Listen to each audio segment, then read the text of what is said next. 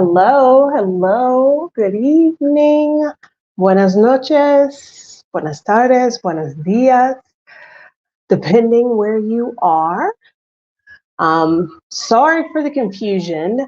Um, Tonight, initially, I was scheduled to go live with Cherise, and we were going to celebrate her new move to Puerto Vallarta. But as many of you know, Puerto Vallarta got hit by Hurricane Lydia, Category 4, I think it was. So she does not have power, and so we have rescheduled that for next week. I'm assuming that y'all can hear me because I'm trying a little slightly different setup. So if it's not working, let me know. But hey, y'all. Hey. Oh no, I froze for a second there. Okay. All right. So tonight we're going to talk about moving abroad, and more specifically, we're going to talk about the idea of getting, multiple passports, multiple residencies, because I've come to a very interesting place in my journey to have multiple residencies. But before we do that, just in case there are new people here tonight, hello, how you doing? I'm Adelia Borishade. But as you can see, most people here know me as Picky Girl Travels the World. I do that, I travel, but I'm also in the business of helping Black women get free. I do that through financial literacy education, through sharing my travels here on this YouTube channel. Most of my travels are solo, and I also share content that I hope is inspiring, inspirational, or at least gets you thinking about questioning the status quo and how you might be able to reshape your life. So, thank you for joining me.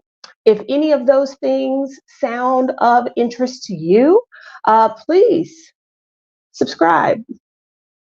Subscribe to the channel, because that's what we talk about here. All right. So, if I look down, forgive me, because that's where my notes are. Okay, so I currently live in Mexico City. Mexico is the fifth country I have ever lived in, the fourth outside of my home country, the United States.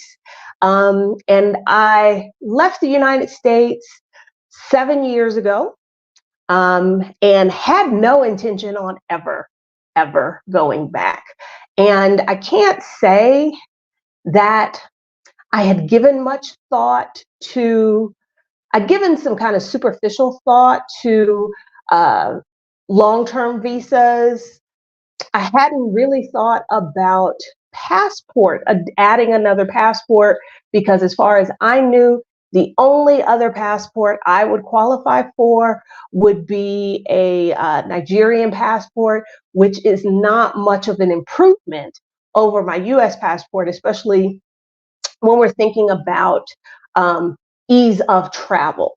So I left the US, I knew I wasn't going back, but I hadn't really thought things through. Fast forward to the first time I'd moved to Mexico, and I loved it, never wanted to leave. And I was like, okay, let me investigate how I can stay here forever. And I ended up getting permanent residency in Mexico. And this would have been after the 2016 election and all of the shenanigans that commenced after that. And so all of that just made my decision to leave and not to go back, just reaffirmed all of that. But the more I thought about it, the idea of getting an additional residency in another country got planted in the back of my mind and really never went away. Fast forward to the spring of 2020, when y'all know what happened. The world shut down. And I was so happy and so proud of myself that I had done the work to get residency in Mexico, because Mexico is a place that has a very generous tourist visa. So there are a lot of people who never bothered to get residency, and they just use tourist visas and go on about their happy way. Well, as y'all can remember, during the shutdown of 2020, a lot of countries closed their borders and were not accepting tourists. They were only accepting people who had the legal right of abode in that country. And as a legal resident of Mexico, I was not concerned about my ability to leave the country I was living in at the time, which was China, and return to Mexico. Because I remember I didn't want to have to go back to the United States. And so, in the wake of that, I thought, you know, it'd be a really good idea if I had an additional residency, just in case there was some reason I could not stay in Mexico anymore. And so that started the journey. Now, can I find it now? I put a poll up because I'm curious if what y'all are planning to do when it comes, oops, I'm touching too many buttons here, with visas and the like. Where is the poll? Did the poll go away? Oh, this is not my video. That's why I'm struggling. Like, where's the poll? Okay. It seems like, all right, now y'all might be a little biased because you're here watching this video, but right now the poll says 38% of you are planning on getting multiple residencies. I'd love to hear in the comments what your reason or your motivation behind that are. So that was 35% of you there, 25%, 28% now of you plan to bop around using tourist visas, 22%, y'all, the numbers keep changing. Suffice it to say, the number one in the poll right now is getting multiple residencies, and the one in last place is getting residency and then citizenship, which I find kind of interesting. I think I would have expected more people to plan for passports for citizenships. I guess that's what I would have thought. F doctor, access and options. That's really my thinking as well. I like the idea of having multiple options, especially because I told y'all I don't want to go back to the United States. So having as many residencies, not as many residencies as I can. I think I would be happy with a total of 2, maybe 3. I don't know. I think I'm having a very hard time breaking my tendency to always have a plan B, always have a backup plan. So, yeah, it seems like most of y'all are in the same boat with me. You are considering multiple residencies. Now, there could be other benefits that I have not mentioned, but for me, the biggest one is having another place that I can go when things get untenable where I live and I don't have to go back to my home country. But there could be other reasons, particularly if you want to be able to access public health care. You need to have residency. If you want to be able to do it at minimal cost, it depends. Some countries you have to have residency in order to access public health care. Others you don't, just depends. Now, I have been, my search for a second residency has not been without a few hiccups. I really kind of started my search probably in earnest, maybe about a year and a half ago. And I really had to get I really had to think about what it was that I'm looking for and in another country, because y'all know I believe in country shopping. And, like, what are the things that I have with my Mexican residency? What are the things that I'm still missing that I would like to get from another country? Now, this has not been a smooth process for me. And there's been a couple of reasons. Um, it's a combination of several things, and in no particular order, those things are. Number one, I don't want a job. And it's not that getting a work visa is an easy thing, okay? It is not, especially in the parts of the world that I would like to have residency in. Getting access to a work visa is not easy. However, in my situation, because some of the countries that I am considering have critical shortages in the areas that I have experienced, that could be my way in the door. And if you're wondering, what are some of those countries with critical shortages, some of the countries that are looking for people to come work there, I did a second video on that a few months ago called Get a Job Abroad. You can search my channel, you can find that. It goes through that whole process. So for me, some of the countries I'm interested in, like Denmark, I could probably get a visa, a work visa. Small problem. I don't want to work. I don't want to work like that. I don't want to have a regular traditional job where I have to show up to some place like every day of the week at a specific time. I don't know if I can ever go back to that life. I know at this moment, I cannot do that voluntarily. So that's one problem I ran into. Another problem I ran into is weather. Um, I don't want to be hot. I do not want to be hot. I don't want to be sweaty. I don't want to be miserable. And that means that that eliminates a lot of countries that I could choose from. When I used to teach geography, I used to tell the kids all the time, every country has its advantages and disadvantages to live there. And sometimes countries with a lot of physical disadvantages, like horrible weather, in my opinion, those tend to be the ones that have more attractive visa options for me. However, one of the main reasons that I live in Mexico City is because it does not get super hot. So I've basically eliminated the tropics. I've eliminated the super, super cold places. So that doesn't leave a whole lot of options for me. So the fact that I don't want a job and I don't want to be hot, that has dwindled down the number of places that I could consider. Something else is language.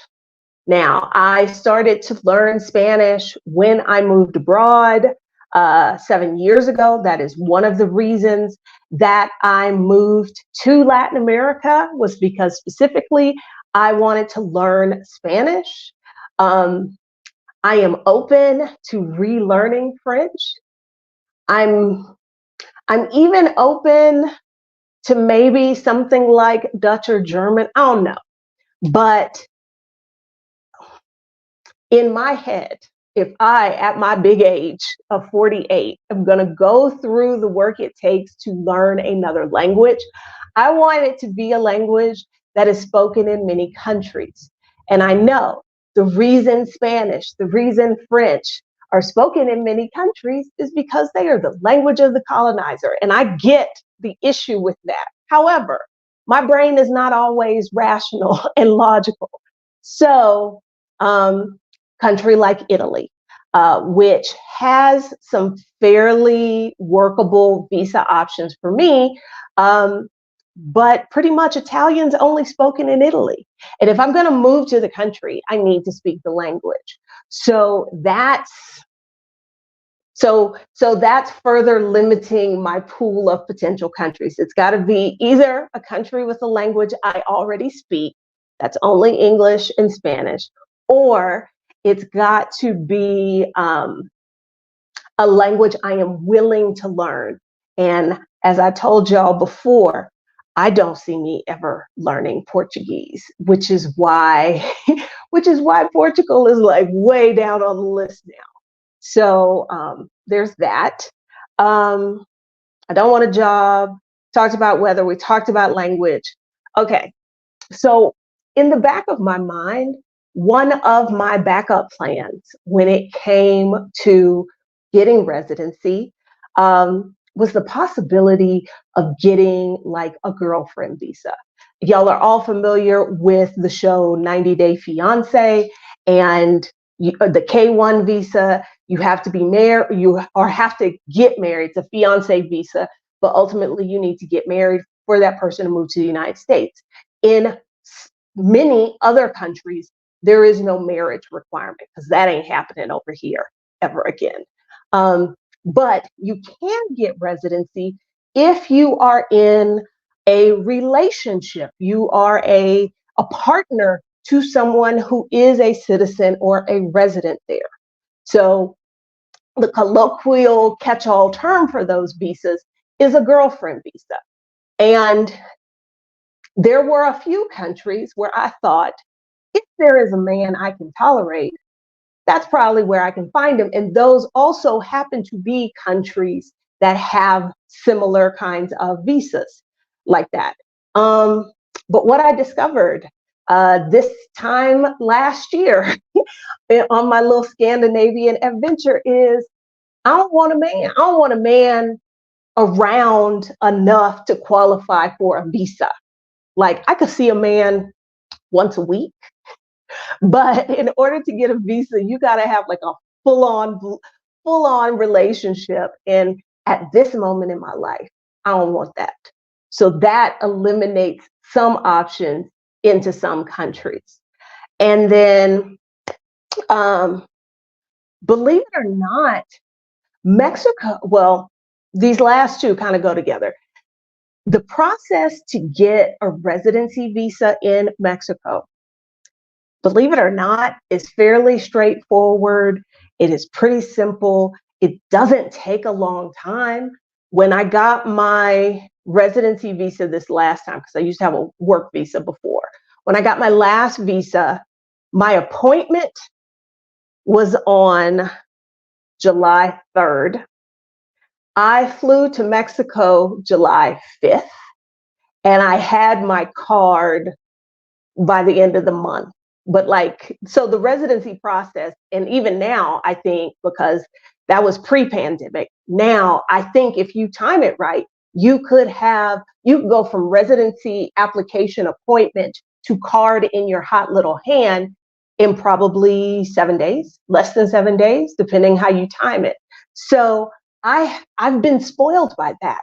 And some of these other countries, have a lot of hoops to jump through, lots of paperwork and fingerprints. And well, I had to do fingerprints here, but like I didn't need an FBI background check and all of these other things. And cost wise, the Mexican visa was really affordable. So I've been spoiled on that. And another thing about the Mexican visa process that has me spoiled is I don't have to be in Mexico for any length of time to maintain my residency. Mexico does not care. So these other countries who are like, you need to be here, like Italy, I need to be there 183 days. That's because Italy wants me to be a tax resident. I get it. I don't like it, but I get it. Portugal, that was one of my issues with Portugal, because a lot of countries, you either pay with your time or your money. You can get a golden visa where you pay with your money. You either are buying expensive property, you're making a donation to the country, you're making some kind of investment, but it is large. We are talking about hundreds of thousands of dollars, if not millions of dollars. For those visas, you maybe have to show up a week a year. But when you don't have that kind of money, like I don't have that kind of money, they want you to pay with your time. They want you to be in the country so that you are living there, spending your money, being taxed. And I don't like being told I have to be somewhere. So y'all can see my problem, right? Y'all can see my problem. Okay. Um, Yellow Rose 937, currently pursuing Barbados citizenship by descent. From there, who knows? Now, a little side note for those of you who have the possibility of citizenship by descent. If that is available to you, or you think maybe y'all got family stories about grandma was actually Italian, or, but they thought she was a light-skinned Black woman. I don't know. But if I would explore any possibility, whether you have a parent, a grandparent, in some cases, a great grandparent that was born in another country, do a few Googles to see if you qualify for passport or even residency by descent. It doesn't always have to be a passport, because in my research, what I have found is that particular group, a lot of them, there is no requirement to be in country for a certain amount of time. There is no financial requirement. So if you have that option available to you, absolutely go after it. Okay. Monica, Miss Purse Strings Jordan. The South African residency process has me rethinking my country choice. Some friends have been waiting for over a year for a 5-year visa. Now, see, South Africa recently came onto my list because they have a visa that would require me not to be in the country, but maybe a day or two a year. But this is what I'd heard, is that the processing time, how long it takes for you to get the actual visa, can be long. And I don't like that. I don't like that. So as y'all can see, with all of my requirements, my preferences, I may be at the point where I have to give up on this dream of having multiple residencies. Okay, I'm just going back through the comments to see, okay, what about Ecuador? I don't know if y'all remember earlier this year, I interviewed Jewel Wren from Ecuador. She is out there living her absolute best life. Ecuador had been on my radar because I knew that they were trying to get more educated people into the country. So like there was a visa you could qualify for just by having a degree. And Jewel mentioned that they had actually lowered that from a bachelor's to just if you had an associate. That's not the only way to get in, but that was one way. But then in my recent research, it looks like you got to be inside Ecuador 285 days a year, something like that, something crazy like that. So Ecuador came off my list. Okay. So yeah. All right. So Alicia is like me. Like to have multiple residency visas with lower barriers to entry, flexible time in country. Okay. So I'm going to share a little tool I found, because what I've not been able to do is if you just Google countries that require minimum time in the country, it's not, I don't know if the SEO in there, if my keywords aren't working, but my Googles were not getting me the information I wanted. And there wasn't like a central depository of visa information. And there still isn't, but I think I found something that's kind of like the next best thing, and I'm going to share it with y'all.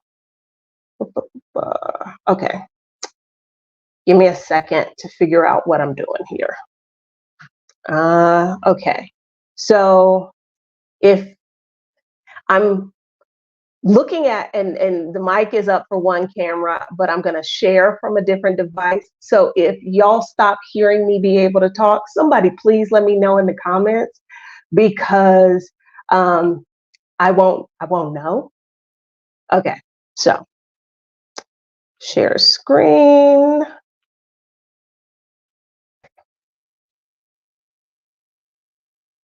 Okay. Can y'all still hear me? Before I keep moving forward, can y'all let me know if you can still hear me?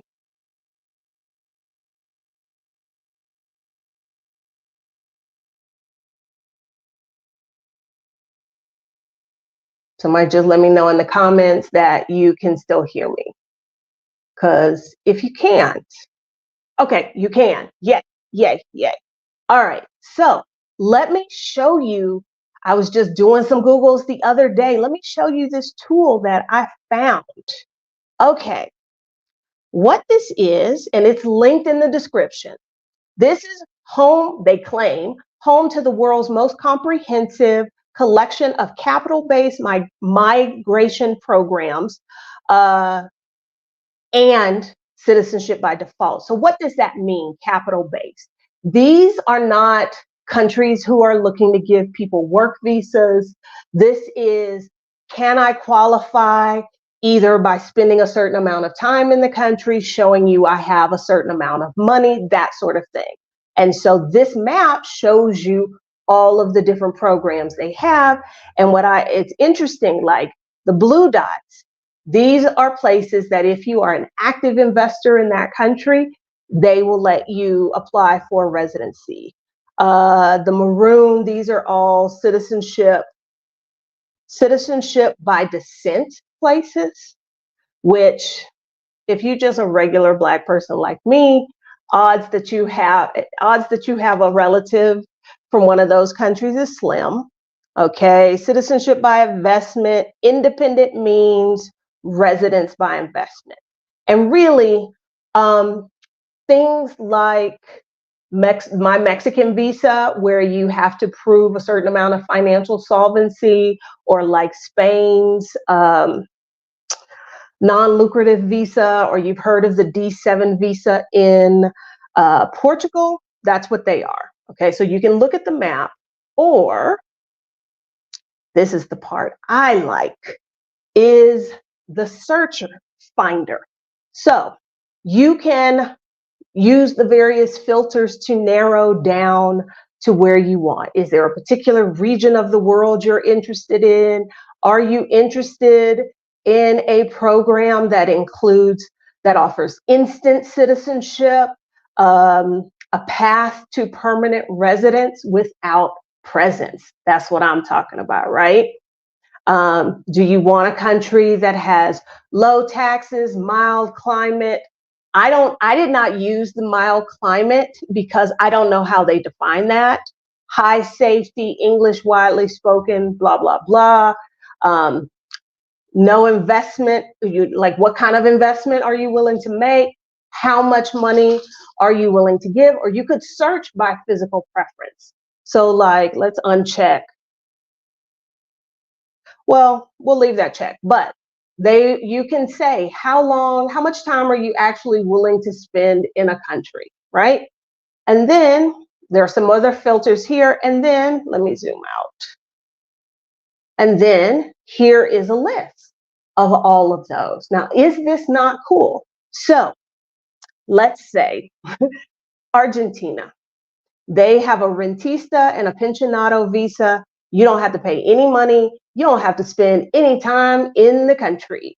And in 3 years, you can qualify for permanent residence. And in 2 years, you can qualify for citizenship, right? And if you click on this, it'll take you, if you click on the name of the program, it will take you there so you can see like what are the requirements, which branch of the government is offering the visa, so on and so forth, okay? You can sort by these column heads. So if I wanna look at all the countries that don't require any money and no time in the country, these are my options. What you will notice is the folks who have descent, a lot of them get some options. They have way more options available to them than I do. So I thought y'all would appreciate that little tool that I found. Now, where's the comments? So,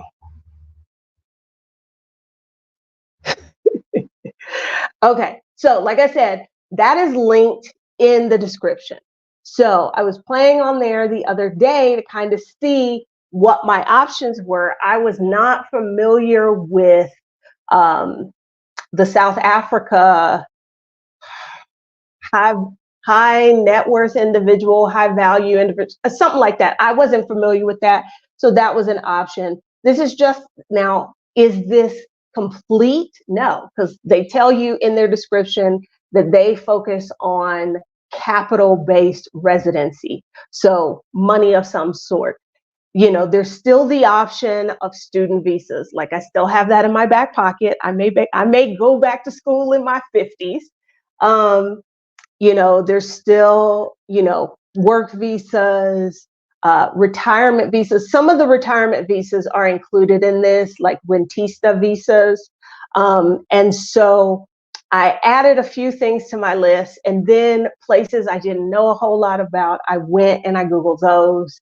And what I discovered is, for me, basically, I can get residency in a country that is hot as hell, that I don't want to live in, or I'm probably going to have to get a job somewhere. So I don't know. My dream of having a second residency may have come to an end. That is awesome, F Doctor, that you're going for your PhD. Me and school don't get along very well. You wouldn't know that because I've been to graduate school 3 or 4 different times. But I like to learn. I don't like to do school. So I don't know. I may do a student visa that's based on language, because I know that's what a lot of people do to get residency in Colombia, is to apply for a student visa. Another problem for me that may not be a problem for you is many of the quote unquote retirement visas, or not rentista, a lot of the pensionado, that's the word I'm looking for. A lot of the pensionado visas, the financial requirement is lower if you have a pension. The problem is, I don't have a pension and I won't have a pension. And I know most people are not going to be in the situation that I am, but I will not get Social Security of my own. I will not get a teacher retirement benefit. So although I basically have funded my own retirement, most of these countries' immigration processes have not caught up with that idea. So the idea that, oh, you got your own money, that's great, but we require you to have more money than we do for the people we know have like a guarantee, like an annuity or a pension or something like that. So, okay, going back through here to see. Could doing ancestry research help in obtaining residency? Quite possibly. In my personal case, no, because I did some, and pretty much my people, they did not. They all came from one place. There's on my mother's side of the family, there's no relationship to another country that is in the last 3 generations. And prior to that, where they came from wasn't considered a country, like somewhere on the island of Hispaniola, either Dominican Republic or Haiti. So for me, I don't have an option. Like I said, the only option I have there is a Nigerian passport. And remember, I said I was spoiled by the simplicity of the Mexican process? I can't even imagine the hoops the Nigerian government would make me jump through to get a passport that I think has 67 visa-free countries. Nah. So, okay. Going back through here. to see if I missed anything. If you've got any questions, drop those in the chat. I see a lot of y'all are planning to bop around a little bit and then shoot for residency. I am not trying to deter anybody from doing that, but just know that putting off getting residency, today's price is not tomorrow's price. We've hit that time period that happens every year in Mexico where everybody starts to realize that the amount of money you need to qualify for residency goes up. January 1st, immigration shuts down 2 weeks in December. So if you're trying to get a visa, you're trying to get an appointment, like the heat is on to beat the price increase. I don't know if y'all watch Our Black Utopia with Halisi and Rick. They came to Portugal on a D7 visa. What the D7 was when they first considered it versus what it is now that they're there and how it's about to change. Those things, immigration policies, immigration rules change all the time. So I'm not trying to dissuade anybody from bopping around. Just know that the landscape might look a little different when you decide you are ready to pursue residency somewhere. Could VA disability count towards pension requirements? I think so.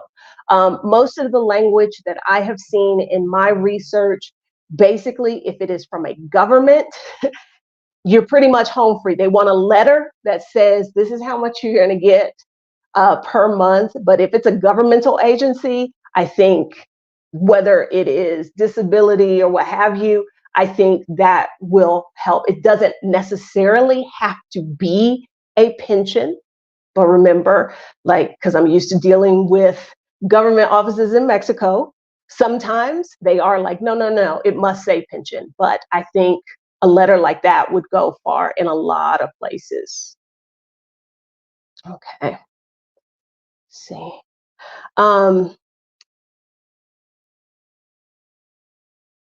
Okay, let's talk about this. Can you possibly do that special visa they were offering for the repatriation back to Africa? This, I don't know that there is anything on the internet that has been misconstrued more than this. I'm pretty sure y'all have probably seen it because it was all over my timeline, this reel or this TikTok about the 5 countries that have free residency for African Americans. That is not true.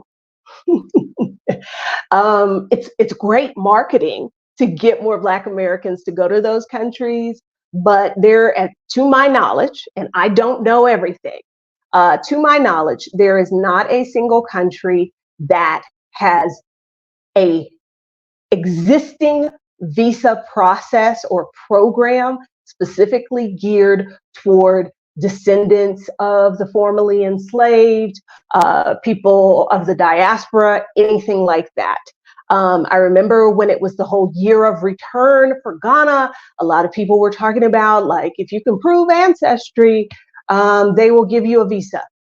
The visa process or citizenship, the visa process in many of those countries is long and drawn out. The first group of people that got citizenship, I don't want to say the wrong thing, but I feel like it took some of them 15, 20 years to get it. What's very making its rounds on social media is very misleading. None of those countries have anything like that. So right now, the only countries I know, well, you can still get a passport or possibly residency by descent, but it still needs to be like a parent or a grandparent. But this idea that I can't prove my exact tie to your country, but I'm Black, y'all Black, I should qualify. That that is not, at least based on the research I have done, that is not the case. Okay. Mm-mm-mm. Panama is another one, an example of yesterday's price is not tomorrow's price. Panama had something called a friendly nations visa, where basically if you would park $5,000 in Panamanian bank, you could get residency. That number has gone up to something like $250,000. So if getting residency somewhere is on in your plan, on your to-do list, you may want to act sooner rather than later, depending on the program and the requirements of that program and that sort of thing. Yeah. So, okay. I think, hold on, is there one more question? What countries give residency without living there? I found Mexico is the only one. From the IMI tool, which if you just got here late and you're like, what tool is she talking about? It's linked in the description. We can see there are some, but okay, so here's one I was considering until I went and I looked at a map. Paraguay. Y'all, I got so excited. Paraguay does not require any money, or the amount of money you have to have is minimal. You really don't have to be there, but maybe, like, I think the first visa you get is 2 or 3 years long, and they're like, don't be out the country more than 3 years straight. Like you want to at least pop in for a year. I looked up a Facebook group for getting residency there, and somebody shared their look, because there used to be a monetary requirement, like you had to put money in the bank. They just got rid of that in 2022. The whole process, paying somebody else to do it and everything, basically costs $1,500 US. And you basically just need to show up, process your paperwork, you go on with your life. And then I went and I looked at a map, and I looked at where Paraguay is. And it is in the tropics. It is disrespectfully hot there. The capital city doesn't even have 500,000 people in it. Y'all know I'm a city girl. So as much as on paper, it looks like it could be a good place for me, it was not. But there are places that do not require you to be in the country.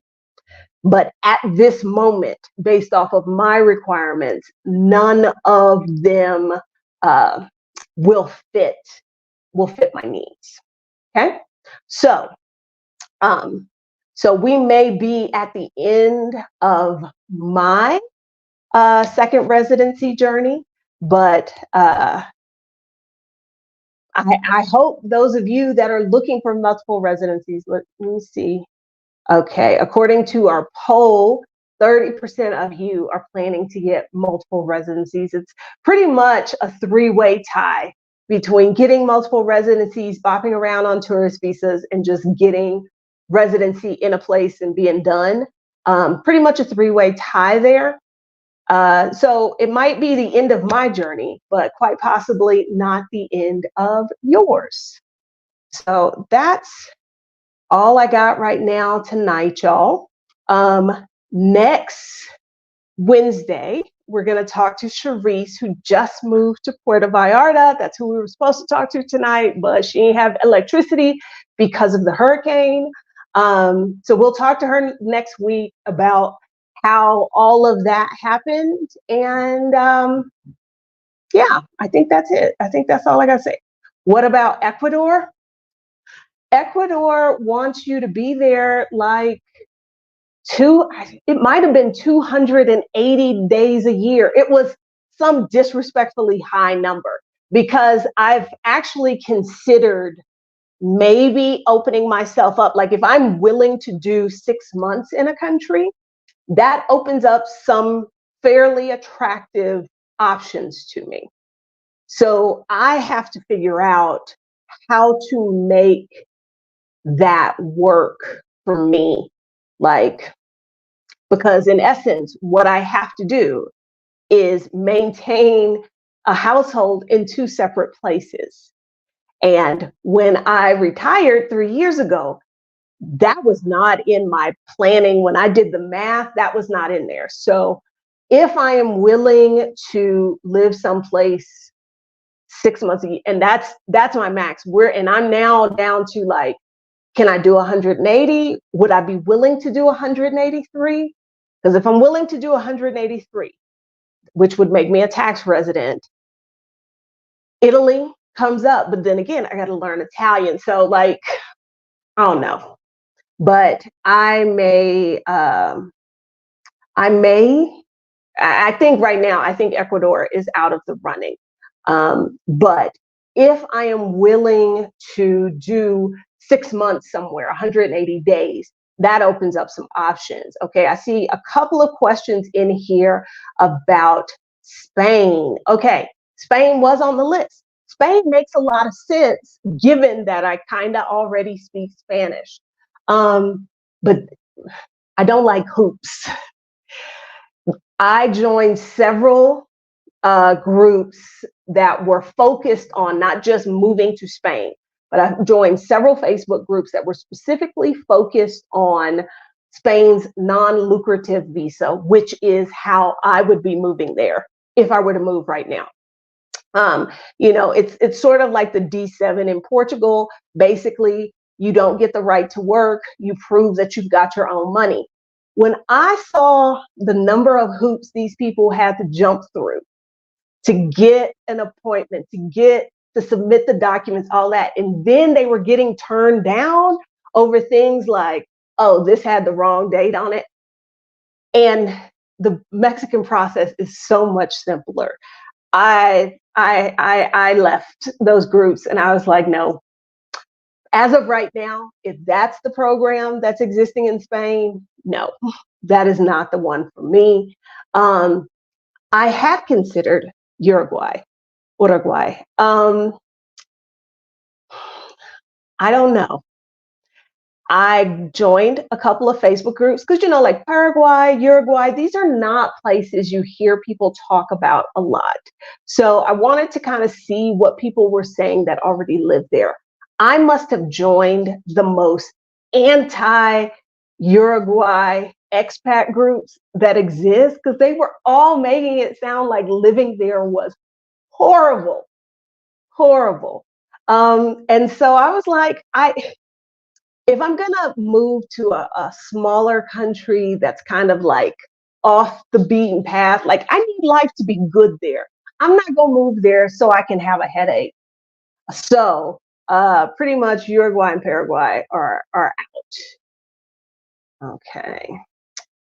All right. Was Germany ever an option? Yes. At one point, my youngest daughter was planning to go to school abroad and she was looking at schools in Germany. And so she wanted me to come with her for a little bit. And so it had been in the mix when I was going to be spending a significant amount of time there. It is not out of the possibility, but as far as I can see, if I were to go to Germany, because I love Berlin, it would probably have to be like on a student visa based off of the programs that exist right now. It'd probably be a student visa. I do not speak any German other than Bitte, Danke, and Ausgang. I only know 3 words of German. Colombia, if I'm willing to do 6 months somewhere, Colombia comes up in the running. I just don't know. I need to spend some more time in Colombia. I've only been there once. I need to check out Bogota and Medellin. And I may get there and see them and be like, you know what? I can live here 6 months a year. I can split my time between the two. We will see. We will see. Okay. All right. So that's all I got for y'all tonight. Thanks for coming to hang out with me. If you know somebody who is, in their move abroad process, don't forget that, like, share this video with them, but also don't forget that I have a move abroad checklist that if this video came to you in your stream and you're just at the very beginning of your process and you're trying to figure out what are things I need to be thinking about, this move abroad checklist can be very helpful when it comes to that. Okay, so I will see y'all next